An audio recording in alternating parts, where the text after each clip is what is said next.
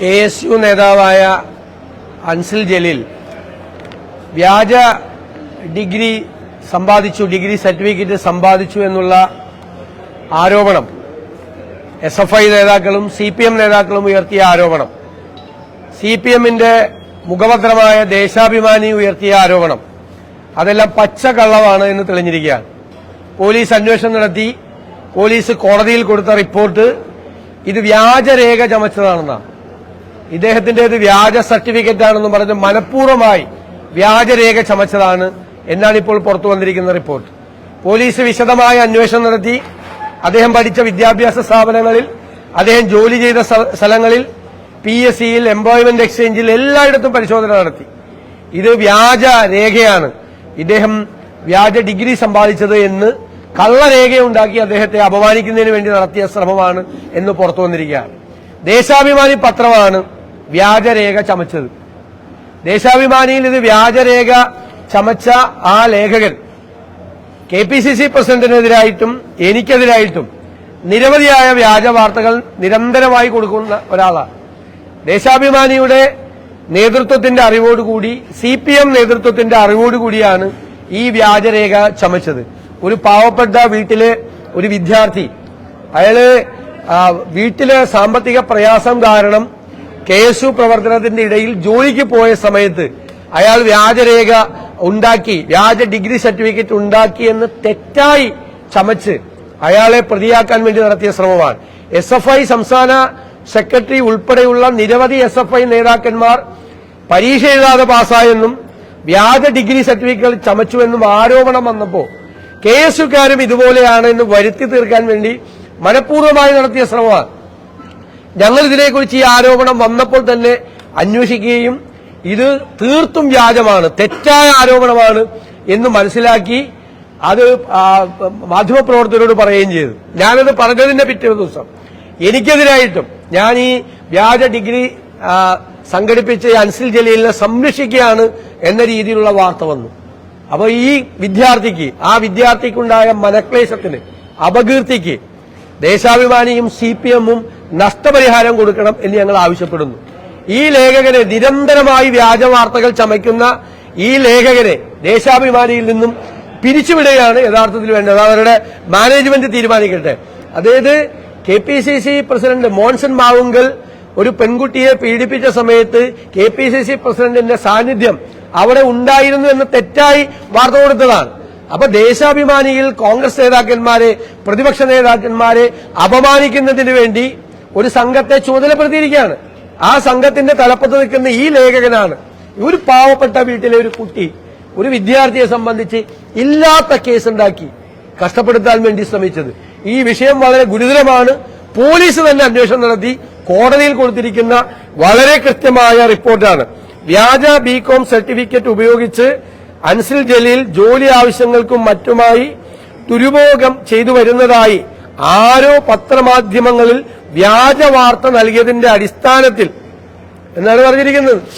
നിജസ്ഥിതി അന്വേഷിച്ച് ബോധ്യപ്പെട്ടു ഇത് തെറ്റാണ് എന്ന് പോലീസ് റിപ്പോർട്ട് ചെയ്തു. അപ്പൊ എത്ര ക്രൂരമായ വേട്ടയാടലാണ് ഒരു ചെറുപ്പക്കാരന്, ഒരു വിദ്യാർത്ഥിക്ക് നേരെ നടന്നത് എന്ന് കൂടി മനസ്സിലാക്കി ഇതിനകത്ത് നടപടിയെടുത്തില്ലെങ്കിൽ ഞങ്ങള് നിയമപരമായ നടപടികൾ സ്വീകരിക്കുന്നതിന് വേണ്ടി അൻസിൽ ജലീലിന് പൂർണ്ണമായ പിന്തുണയും പൂർണ്ണമായ സഹായവും ഞങ്ങൾ നൽകും എന്ന് വ്യക്തമാക്കാൻ ഞാൻ ഈ അവസരം ഉപയോഗിക്കും. രണ്ടാമത്തെ ഒരു പ്രധാനപ്പെട്ട പ്രശ്നം, കേരളത്തിലെ രോഗികൾ മുഴുവൻ വലയുകയാണ്. മരുന്ന് ലഭ്യമല്ല. ആശുപത്രികളിൽ, സർക്കാർ ആശുപത്രികളിൽ മരുന്നുകൾ ലഭ്യമല്ല. സർക്കാർ ആശുപത്രികളിൽ 75% മരുന്നുകളുമില്ല. ഈ മരുന്നുകൾ പുറത്തേക്ക് എഴുതി കൊടുക്കുകയാണ്. കാരണം കേരള മെഡിക്കൽ സർവീസസ് കോർപ്പറേഷൻ ആശുപത്രികളുടെ ഇന്റന്റുകൾ അനുസരിച്ചുള്ള മരുന്നുകൾ വിതരണം നടത്തുന്നില്ല. കാരണം മെഡിക്കൽ സർവീസസ് കോർപ്പറേഷൻ മരുന്നുകൾ കൊടുത്ത സ്വകാര്യ കമ്പനികൾക്ക് കോടിക്കണക്കിന് രൂപ പണം കൊടുക്കാറുണ്ട്. ആ പണം കൊടുക്കാത്തതുകൊണ്ട് ഈ KMCSLന് മരുന്ന് വിതരണം ചെയ്യുന്ന കമ്പനികൾ മരുന്ന് കൊടുക്കുന്നില്ല. പല മരുന്നിന്റെ ഒരു ബാച്ച് മാത്രമേ ഉള്ളൂ. ഈ ഒരു ബാച്ച് മാത്രം ലഭ്യമാകുന്നതുകൊണ്ട് മരുന്നിന്റെ സ്വാഭാവികമായ ഗുണനിലവാര പരിശോധന സംസ്ഥാനത്ത് നടക്കുന്നില്ല. ഇത് വ്യാജ കാലാവധി കഴിഞ്ഞ മരുന്നുകൾ വിതരണം നടത്തിയ സംസ്ഥാന സർക്കാരാണിത്. മഹാമാരിയുടെ കാലത്ത് കാലാവധി കഴിഞ്ഞ കത്തിച്ചു കളയേണ്ട മരുന്നുകൾ, കാലാവധി കഴിഞ്ഞ മരുന്നുകൾ വിതരണം നടത്തിയെന്ന് C&AG റിപ്പോർട്ടിലുള്ള സർക്കാരും മെഡിക്കൽ സർവീസസ് കോർപ്പറേഷനുമാണ് കേരളത്തിലുള്ളത്. അപ്പോ ഗുണനിലവാര പരിശോധന പോലും ഇല്ലാതെയാണ് ഇപ്പൊ മരുന്ന് വിതരണം നടത്തുന്നത്. കാരണം ചെറിയ ബാച്ചാണ് വരുന്നത്, മരുന്ന് ആവശ്യത്തിനില്ല. മന്ത്രി പറഞ്ഞത് എല്ലായിടത്തും മരുന്നുണ്ടെന്നാണ്. ആശുപത്രികളിൽ 75% മരുന്നില്ല. കാരണം മരുന്ന് വിതരണം നടത്താൻ പറ്റുന്നില്ല. സപ്ലൈകോയ്ക്ക് പറ്റിയത് തന്നെ മെഡിക്കൽ സർവീസസ് കോർപ്പറേഷൻ പറ്റിയാണ്. സപ്ലൈകോയ്ക്ക് പറ്റിയത് എന്താ? വിതരണക്കാർക്ക് പണം കൊടുക്കാൻ പൈസ ഇല്ലാത്തതുകൊണ്ട് കഴിഞ്ഞ 6 മാസമായി 1500 കോടി രൂപ വിതരണക്കാർക്ക് കൊടുക്കാണ്ടാണ് മാവേലി സ്റ്റോറിൽ ഈ സബ്സിഡി ഐറ്റംസ് ഒന്നും ഇല്ലാത്തത്. സെയിം പ്രശ്നമാണ് മെഡിക്കൽ സർവീസസ് കോർപ്പറേഷൻ. പണം കൊടുക്കാനില്ല, മരുന്നിന്റെ പണത്തിന്റെ കുടിശ്ശിക കോടികളായി. അതുകൊണ്ട് മരുന്ന് വിതരണം പോലും സ്തംഭിപ്പിക്കുന്ന ഗുരുതരമായ അവസ്ഥയിലേക്ക് വരികയാണ്. മുഖ്യമന്ത്രിയും മന്ത്രിമാരും ഇതൊന്നും ശ്രദ്ധിക്കാതെ നടക്കുകയാണ്. മുഖ്യമന്ത്രി സ്തുതിപാഠകരുടെ ഇടയിലാണ്, സ്തുതിപാഠകരുടെ വൃന്ദത്തിന്റെ ഇടയിലാണ് മുഖ്യമന്ത്രി. അപ്പൊ മുഖ്യമന്ത്രി സൂര്യനാണ്, കഴുകനാണ്, കാരണഭൂതനാണ്, കുന്തമാണ്, കുടച്ചക്രമാണെന്നൊക്കെ മന്ത്രിമാരെ തന്നെ പറയുകയാണ്. ദൈവത്തിന്റെ വരദാനമാണ്. മുഖ്യമന്ത്രി അത് കേട്ട് മയങ്ങിയിരിക്കുകയാണ്, ഭരിക്കാൻ മറന്നുപോയി. ഈ സ്തുതിപാഠകരെ പ്രോത്സാഹിപ്പിക്കുന്ന എല്ലാ ഭരണാധികാരികൾക്കും സംഭവിക്കുന്നതാണ് പിണറായി വിജയന് സംഭവിക്കുന്നത്. ചരിത്രത്തിൽ നിന്ന് നമുക്ക് പഠിക്കാം. സ്തുതിപാഠകരുടെ ഇടയിൽ പെട്ടുപോയ എല്ലാ ഭരണാധികാരികൾക്കും ഉണ്ടായ ദുരന്തമാണ് അവര് ഭരിച്ച സംസ്ഥാനത്തിനും ഉണ്ടായിക്കൊണ്ടിരിക്കുന്നത്, അവര് ഭരിക്കുന്ന ഈ കേരളത്തിനും ഉണ്ടായിക്കൊണ്ടിരിക്കുന്നത്. ഇത് കേട്ട് ആസ്വദിക്കുകയാണ്. പണ്ട് P. ജയരാജനെതിരായിട്ട് ആരോ ഒരു പാട്ടിറക്കിയെന്ന് പറഞ്ഞ് അത് വ്യക്തിപൂജയാണ് എന്ന് ആക്ഷേപം ഉന്നയിച്ച പാർട്ടിയാണ്. ആ പാർട്ടിയുടെ സംസ്ഥാന സെക്രട്ടറി വന്നിട്ട് പറയാണ് മുഖ്യമന്ത്രി സൂര്യനാണ്, കരിഞ്ഞു പോകുന്നു. അപ്പൊ അടുത്തേക്ക് പോയാൽ കരിഞ്ഞു പോകും. ഇനി അഥവാ കരിഞ്ഞു പോയില്ലെങ്കിൽ വീട്ടിലേക്ക് മറ്റേ ഇന്നോവ കാർ അയക്കും, 51 വെട്ടുവെട്ടി കരിയിച്ച് കളയും. ഒരാൾ പറയുന്നു സൂര്യനാണ്, വേറൊരാൾ പറയുന്നു കഴുകനാണ്, വേറെ ആൾ പറയുന്നു കാരണഭൂതനാണ്, വേറൊരാൾ പറയുന്നു ദൈവത്തിന്റെ വരദാനമാണ്. ആരാണ് ശരിക്കും പിണറായി വിജയൻ? ആരാണ് ശരിക്കും പിണറായി വിജയൻ? അതേ ഏത് ലോകത്താണുള്ളത്? നാട്ടിലെ സ്ഥിതി ഇതാണ്. KSRTC കൂട്ടാറായി, വൈദ്യുതി ബോർഡിന് 40,000 കോടി കടമായി, മാവേലി സ്റ്റോറിൽ സാധനമില്ല, ആശുപത്രികളിൽ മരുന്നില്ല, സാമൂഹ്യ സുരക്ഷാ പെൻഷൻ കൊടുത്തിട്ട് 5 മാസമായി, ജീവനക്കാർക്കും പെൻഷൻകാർക്കും കൊടുക്കാനുള്ളത് 40,000 കോടിയാണ്, കരാറുകാർക്ക് കൊടുക്കുന്നത് 12,000 കോടിയാണ്, പട്ടികജാതിക്കാർക്ക് 3 കൊല്ലമായിട്ട് ഒരാനുകൂല്യം കൊടുത്തിട്ടില്ല. സംസ്ഥാനത്തെ ഭവന നിർമ്മാണ പദ്ധതിയായ ലൈഫ് മിഷൻ സ്തംഭിച്ചു. എല്ലാ സാമൂഹ്യ സുരക്ഷാ പരിപാടികളും വികസന പരിപാടികളും പൂർണ്ണമായി സ്തംഭിച്ചു. അപ്പോഴാണ് ഈ സ്തുതിപാഠക സംഘം ഇറങ്ങിയിട്ട് ഇപ്പൊ ഒരു പുതിയ അവതാരമാണ് കേരളത്തിൽ അവതരിച്ചിരിക്കുന്നത് എന്ന് വരുത്തി തീർക്കുന്ന ഏറ്റവും ദയനീയമായ ഒരു സ്ഥിതിയിലേക്ക് CPM എന്ന് പറയുന്ന പാർട്ടി എത്രമാത്രം ജീർണിച്ചിരിക്കുന്നു എന്നതിന്റെ ഏറ്റവും അവസാനത്തെ ഉദാഹരണമാണ് പിണറായിയെ സ്തുതിച്ചുകൊണ്ടിറങ്ങിയ അവസാനത്തെ വീഡിയോ ഗാനം. കേരളത്തെക്കുറിച്ച് ഇങ്ങനെയാണ് CPM ധരിച്ചു വച്ചിരിക്കുന്നത്. പ്രബുദ്ധരായ കേരളത്തിലെ ജനങ്ങളുടെ ഇടയിലേക്ക് ഇങ്ങനെയുള്ള വിശേഷണങ്ങൾ കൊണ്ട്, അതാണ് ഇത് തന്നെയാണ് കേന്ദ്രത്തിൽ മോഡിയെക്കുറിച്ച് അവർ ചെയ്യുന്നത്, BJP ചെയ്യുന്നത്. അതിന്റെ വേറൊരു ഫോർമാറ്റിലാണ് കേരളത്തിൽ പിണറായി വിജയനെ അവതരിപ്പിക്കാൻ ശ്രമിക്കുന്നത്. ഇത് കേട്ട ആളുകൾ ചിരിക്കുകയാണ് എന്ന് മനസ്സിലാക്കാൻ ബോധമില്ലാത്തവരായി കേരളത്തിലെ CPM നേതൃത്വം അധപ്പതിച്ചല്ലോ എന്നാണ് ഞങ്ങളുടെ സങ്കടം. ഒരു അഭിപ്രായ വ്യത്യാസമില്ല കോൺഗ്രസിന്റെ അകത്ത് എല്ലാ സംഘങ്ങളും ഒരുമിച്ച് ചേർന്നിട്ടാണ്, എല്ലാ നേതാക്കളും ഒരുമിച്ച് ചേർന്നിട്ടാണ് പാർട്ടി പരിപാടികളെ കേട്ടി ഞങ്ങൾ മുമ്പോട്ട് പോവുക. കേരളത്തിൽ UDFന്റെ നേതൃത്വത്തിലുള്ള വിചാരണ സദസ്സുകൾ കേരളത്തിലെ എല്ലാ നിയോജകമണ്ഡലങ്ങളിലും നടക്കുകയാണ്. മുഴുവൻ നേതാക്കന്മാരും, മുഴുവൻ UDF നേതാക്കന്മാരും അതിൽ പങ്കെടുക്കുന്നുണ്ട്. KPCC പ്രസിഡന്റ് ചികിത്സാർത്ഥം താൽക്കാലികമായി അദ്ദേഹം അമേരിക്കയിലേക്ക് പോയിരിക്കുകയാണ്. അത് അദ്ദേഹം തിരിച്ച് വരുമ്പോൾ KPCC പ്രസിഡന്റും പ്രതിപക്ഷ നേതാവും ഒരുമിച്ച് നയിക്കേണ്ട ജാഥ, സമരാഗ്നി എന്ന് പറയുന്ന ജാഥ പാർട്ടി നേതൃത്വം ഒരുമിച്ചെടുത്ത് തീരുമാനിച്ചിരിക്കുകയാണ്. അഖിലേന്ത്യാ കോൺഗ്രസ് കമ്മിറ്റിയുടെ നിർദ്ദേശപ്രകാരമുള്ള പരിപാടികളും തെരഞ്ഞെടുപ്പിന് വേണ്ടിയിട്ടുള്ള മുന്നൊരുക്കങ്ങളും നടത്തിയാണ്. ഞാൻ തന്നെ 14 ജില്ലകളിലും സന്ദർശനം നടത്തി പാർലമെന്റ് തെരഞ്ഞെടുപ്പിനുള്ള മുന്നൊരുക്കവും ഞാനും KPCC പ്രസിഡന്റും ചേർന്ന് സംയുക്തമായി നടത്തുന്ന ജാഥയുടെ മുന്നൊരുക്കങ്ങളും നടത്താനുള്ള പരിപാടി ഈ മാസം 8-ാം തീയതി മുതൽ ആരംഭിക്കുകയാണ്. എല്ലാം വളരെ നന്നായിട്ട് പോകണം, ഒരു പ്രശ്നമില്ല. അല്ലാതെ ഈ KPCC പ്രസിഡന്റ് ഇങ്ങനെ ചികിത്സാർത്ഥം പോയതുകൊണ്ട് ഇപ്പൊ KPCC യോഗം നടക്കാതൊരു ഗൂഗിൾ മീറ്റിംഗാണ് 2 പ്രാവശ്യം നടത്തിയത്. അദ്ദേഹം തിരിച്ചു വന്നു കഴിഞ്ഞാൽ മീറ്റിംഗ് നടക്കും. UDF യോഗം എല്ലാ മാസവും UDF യോഗം നടക്കാറുണ്ട്. ഒരു കാലത്തില്ല. ഏറ്റവും കൂടുതൽ UDF യോഗങ്ങൾ നടന്നത് ഈ ടൈമിലാണ്. ഞാൻ UDF ചെയർമാനായി വന്നതിന് ശേഷമാണ് ചരിത്രത്തിൽ ഏറ്റവും കൂടുതൽ UDF യോഗങ്ങൾ നടന്നത്. എല്ലാ നേതാക്കന്മാരെയും വിളിച്ചവരുമായിട്ട് ഞങ്ങൾ കൂടിയാലോചന നടത്താറുണ്ട്. വീണ്ടും 10-ാം തീയതി യോഗമുണ്ട്. ഈ ഒരു മാസം മാത്രം നടന്നില്ല, കാരണം എല്ലായിടത്തും വിചാരണ സദസ്സ് നടക്കുന്നുണ്ട്. അല്ലാതെ എല്ലാ മാസവും UDF യോഗങ്ങൾ കൃത്യമായി നടത്താറുണ്ട്. KPCC പ്രസിഡന്റ് തിരിച്ചു വന്നാൽ KPCC യോഗങ്ങൾ നടക്കുക, അതിലൊന്നും അതെ കൂടിയാലോചന നടക്കുന്നുണ്ട്. ഇനി കൂടുതൽ വേണമെങ്കിൽ കൂടുതൽ നടത്തും. അല്ല, ഞാൻ പറയട്ടെ, ഒരു കാര്യത്തിൽ പോരല്ലോ പ്രതിഷേധം. അതിന്റെ പൊതുവായ പ്രതിഷേധമാണ് ഇപ്പൊ ഞങ്ങൾ നടത്തുന്ന വിചാരണ സദസ്സ്. അതിന്റെ ഭാഗമായിട്ടുള്ള സമരത്തിന്റെ ഭാഗമാണ്. കഴിഞ്ഞ 6 മാസത്തിനുള്ളിൽ 2 പ്രാവശ്യം UDF സെക്രട്ടേറിയറ്റ് സ്തംഭിപ്പിച്ചു. ഉപരോധം, സമരമാണ്. എല്ലാ വിഷയത്തിലും സമരം നടത്താൻ പറ്റില്ല. അപ്പൊ ഞാനിപ്പോ ഒരു സീക്വൻസ് പറയാം, സീരീസ് പറഞ്ഞു. ഏത് KSRTC, KSCB, Supplyco, medical services corporation, കെട്ടിട നിർമ്മാണ തൊഴിലാളി ക്ഷേമനിധി board, social security schemes, development schemes, ഓരോന്നിനോരോന്നിന് സമരം ചെയ്യാൻ പറ്റുമോ? എല്ലാം കൂടി ഒരുമിച്ചാണ് ഈ ഗവൺമെന്റിനെ വിചാരണ ചെയ്യുന്ന, ജനങ്ങളുടെ കോടതിയിൽ വിചാരണ ചെയ്യുന്ന വിചാരണ സദസ്സ് നടക്കുന്നത്. അതിനുശേഷം എല്ലാ UDF ഘടകകക്ഷികളുടെയും നേതൃത്വത്തിലുള്ള പരിപാടികൾ നടക്കുകയാണ്. ഇപ്പൊ യൂത്ത് ലീഗിന്റെ യൂത്ത് മാർച്ച് നടന്നു, യൂത്ത് കോൺഗ്രസിന്റെ പ്രതിഷേധങ്ങൾ നടന്നു, വിദ്യാർത്ഥി പ്രശ്നങ്ങൾ ഉന്നയിച്ചുകൊണ്ട് KSU നേതൃത്വത്തിൽ പരിപാടി നടന്നു. ഇന്ന് വണ്ടിപ്പെരിയാറിൽ മകളെ മാപ്പ് എന്നുള്ള പേരിൽ നാളെ വലിയ പരിപാടി KPCCയുടെ നേതൃത്വത്തിൽ നടക്കുകയാണ്. KPCCയുടെ നേതൃത്വത്തിൽ DGP ഓഫീസ് മാർച്ച് നടത്തി. യൂത്ത് കോൺഗ്രസ് 100 കണക്കിന് പേര് ജയിലിലാണ്. ഇപ്പോഴും നിരവധി പേര് ആശുപത്രികളിലാണ്. 3 കുട്ടികൾക്കാണ് ഞങ്ങൾ സർജറി നടത്തിയത്, മേജർ സർജറി. കാൽപാദം വരെ അറ്റുപോയി. ഇത്രയും വലിയ സമരം ഏത് കാലത്താണ് നടന്നിട്ടുള്ളത്? ഇത്രയും അഗ്രസീവായിട്ടുള്ള സമരം നടന്നിട്ടുള്ളത് ഏത് കാലത്താണ്? എല്ലാ സംഘടനകളും സമരത്തിലാണ്. മഹിളാ കോൺഗ്രസ് ഉൾപ്പെടെ, വനിതാ സംഘടനകൾ ഉൾപ്പെടെ, UDFന്റെ വിവിധ കക്ഷികൾ ഉൾപ്പെടെ സമരത്തിലാണ്. ഇപ്പൊ ഒരു പുതിയ കാസ്പിന്റെ ഞങ്ങളിത് വിചാരണ സദസ്സിലേക്ക് ഉന്നയിക്കുന്ന പ്രധാനപ്പെട്ട, അതായത് ഇപ്പോ സ്വകാര്യ ആശുപത്രികൾ ചേർന്ന് കാസ്പിന്റെ കാർഡ് സ്വീകരിക്കേണ്ടെന്ന് പറഞ്ഞിരിക്കുക. കോടിക്കണക്കിന് രൂപയാണ് സ്വകാര്യ ആശുപത്രികൾക്കും സർക്കാർ ആശുപത്രികൾക്കും കൊടുക്കാനുള്ളത്. ജീവനക്കാർക്ക് വേണ്ടി സർക്കാർ ആവിഷ്കരിച്ച മെഡിസപ്പ് ഇൻഷുറൻസ് സ്കീം തകർന്നുപോയി. ഇപ്പൊ എല്ലാ ആശുപത്രികളിലും പിന്മാറുകയാണ്. കാസ്പോ എന്റെ കാർഡ് വായിച്ചെന്നാൽ ഒരു ആശുപത്രിയിലും ഈ കാർഡ് സ്വീകരിക്കുന്നില്ല. നേരത്തെ പറഞ്ഞാൽ മാവേലി സ്റ്റോറിൽ സാധനമില്ല. ഒരു കൊല്ലത്തിനുള്ളിൽ 2 പ്രാവശ്യം വൈദ്യുതി ചാർജ് കൂട്ടി.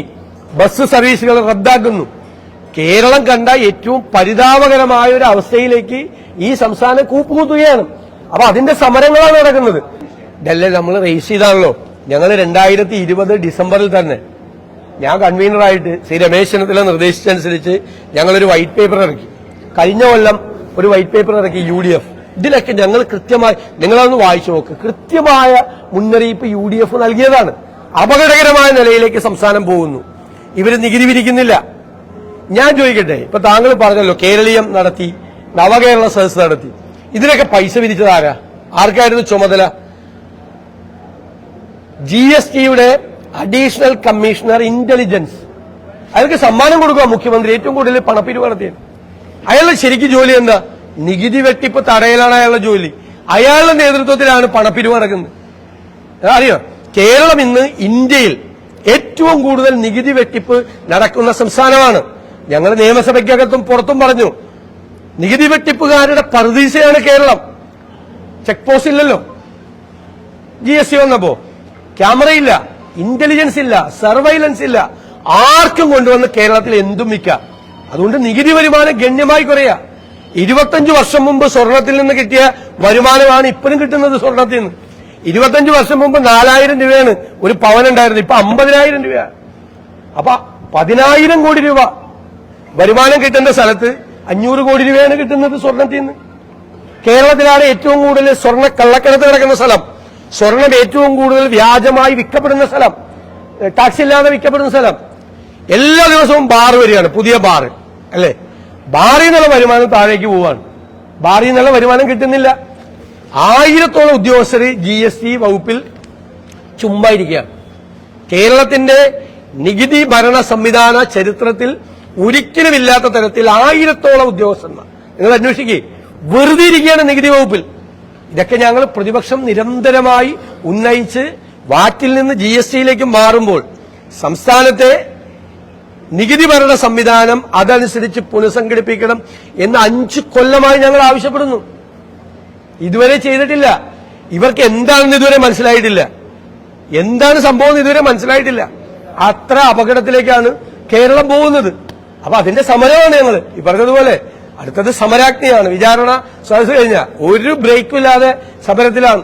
ഇത് UDF ആണ് നടക്കുന്നത്. അടുത്തത് കോൺഗ്രസ് ആണ്. വിവിധ ഘടകകക്ഷികൾ, യുവജന സംഘടനകൾ, മഹിളാ സംഘടനകൾ എല്ലാവരും സമരത്തിലാണ്. ഇതിനേക്കാൾ വലിയ പിന്നെ വിഷയബാഹുല്യമാണ്. താങ്കൾ സൂചിപ്പിച്ചതുപോലെ ഒരു വിഷയത്തിൽ സമരം തുടങ്ങുമ്പോൾ അതിനേക്കാൾ പ്രധാനപ്പെട്ട വിഷയം വരെയാണ്.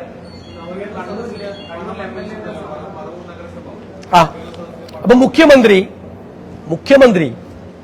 7 നവകേരള സദസ്സിൽ വെച്ച് എന്നെ പരിഹസിച്ചു. കാരണം പ്രതിപക്ഷ നേതാവിന്റെ നഗരസഭ വരെ നവകേരള സദസ്സിന് 1 ലക്ഷം രൂപ അടച്ചെന്ന് പറഞ്ഞു. ഞാൻ അന്നായിരുന്നു മറുപടി കൊടുത്തത് പറവൂർ മുനിസിപ്പൽ കൌൺസിലിന്റെ പ്രമേയം അവരുടെ തീരുമാനത്തിന് വിരുദ്ധമായി മന്ത്രിയുടെ ഓഫീസിൽ നിന്ന് ഭീഷണിപ്പെടുത്തിയിട്ടാണ്, സെക്രട്ടറിയെ ഭീഷണിപ്പെടുത്തിയിട്ടാണ് ഈ പണം കൊടുത്തത്. നിയമപരമായി കൌൺസിലിന്റെ തീരുമാനം അനുസരിക്കാനുള്ള ബാധ്യത സെക്രട്ടറിക്കുണ്ട്. സെക്രട്ടറി നിയമവിരുദ്ധമായിട്ടാണ് ചെയ്ത്. പ്രൊബേഷനിലിരിക്കുന്ന സെക്രട്ടറിയെ ഭീഷണിപ്പെടുത്തിയിട്ട് ചെയ്ത്. എല്ലാ മന്ത്രിമാരും എന്നെ അധിക്ഷേപിക്കാൻ വേണ്ടി പറവൂരിലെ നഗരസഭ 1 ലക്ഷം രൂപ നവകേരള സദസ്സിന് കൊടുത്തെന്നാണ്. അപ്പൊ നിങ്ങൾ എല്ലാവരും മുഖ്യമന്ത്രിയെ കാണുമ്പോൾ പറഞ്ഞേക്ക്, നവകേരള സദസ്സിന്റെ പറവൂരിലെ സംഘാടക സമിതി ആ 1 ലക്ഷം രൂപ നഗരസഭയിൽ തിരിച്ചടച്ചെന്ന് നിങ്ങൾ പറഞ്ഞു. യൂണിവേഴ്സിറ്റിയിൽ സമരം നടന്നു. SFI സംസ്ഥാന സെക്രട്ടറി ബാരിക്കേഡിന്റെ മുകളിൽ കയറിയിരുന്നു. ഒരു പോലീസ് ഉദ്യോഗസ്ഥരോട് പോയി കക്കൂസ് കയറിയിടാന്ന് പറഞ്ഞു. അത് കണ്ട് അതിനേക്കാൾ ഉന്നത ഉദ്യോഗസ്ഥൻ ചിരിച്ചുകൊണ്ട് നിന്നു. അവനെ തോളിലിട്ട് ലാളിച്ച് മോനെ കുട്ട എന്ന് പറഞ്ഞ്, അതാണ് ഞാൻ പറഞ്ഞത്, ഒരു പാൽക്കുപ്പിയും കൂടി കൊടുക്കാൻ പറഞ്ഞത്. അവനെ സ്നേഹിച്ചു കൊണ്ടുപോയി വണ്ടിയിൽ കയറ്റി. ഇല്ലേ? കണ്ണൂരിൽ MLA പോലീസിനെ പരസ്യമായിട്ട് വെല്ലുവിളിച്ചു ഉണ്ടല്ലോ. കല്യാശ്ശേരിയിലെ ഏരിയ കമ്മിറ്റി സെക്രട്ടറി എന്നിട്ട് പറഞ്ഞു പോലീസിന്റെ പിടിപ്പുകേടാണ് കല്യാശ്ശേരിയിൽ അക്രമം ഉണ്ടാകാനുള്ള കാരണം എന്ന് പറഞ്ഞു. നിരന്തരമായി MV ജയരാജൻ കണ്ണൂർ ജില്ലാ സെക്രട്ടറി പോലീസിനെതിരായി ആക്ഷേപം ഉന്നയിച്ചു. ആലപ്പുഴയിൽ, തിരുവനന്തപുരത്ത് എല്ലാ പാർട്ടി നേതാക്കൾ പോലീസുമായി സംഘർഷത്തിലാണ്.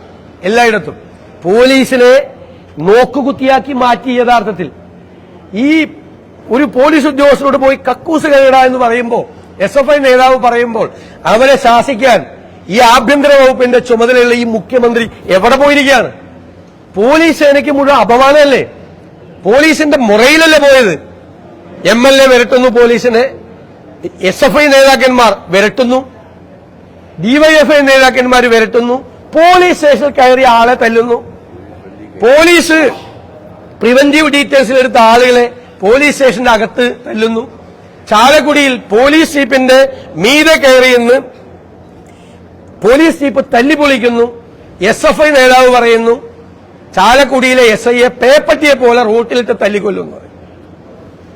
എന്തിനാ മുഖ്യമന്ത്രി ഈ ആഭ്യന്തര വകുപ്പ് കയ്യിൽ വെച്ചുകൊണ്ടിരിക്കുന്നത്? എന്തിനാ ഇങ്ങനെ ഭരിക്കുന്നത്? സ്വന്തം പാർട്ടിക്കാരെ, സ്വന്തം പോലീസിനെ ഇങ്ങനെ അപമാനിക്കുന്നത് കണ്ട് അങ്ങേക്ക് നാണമാവുന്നില്ലേ എന്നാണ് എന്റെ ചോദ്യം. ഞാൻ പറഞ്ഞല്ലോ P. ജയരാജനെതിരായി, വ്യക്തിപൂജക്കെതിരായി ആണെന്ന് പറഞ്ഞ് നടപടിയെടുത്ത പാർട്ടി, അതേ പാർട്ടിയുടെ സംസ്ഥാന സെക്രട്ടറി വന്ന് സൂര്യനാണ് എന്നല്ലേ പറയുന്നത്. പിന്നെ പാർട്ടിക്ക് ഇങ്ങനെ പ്രചരിപ്പിച്ചുകൊണ്ടിരിക്കുകയാണ് CPM ഹാൻഡിൽ കൂടി. അത് എഴുതിയാണ് സമ്മതിക്കണം. കഴുകനാണ്. അവനറിയാതെ അവന്റെ ഉള്ളിൽ നിന്ന് എഴുതി പോയതാണ്, കഴുകനാണ്.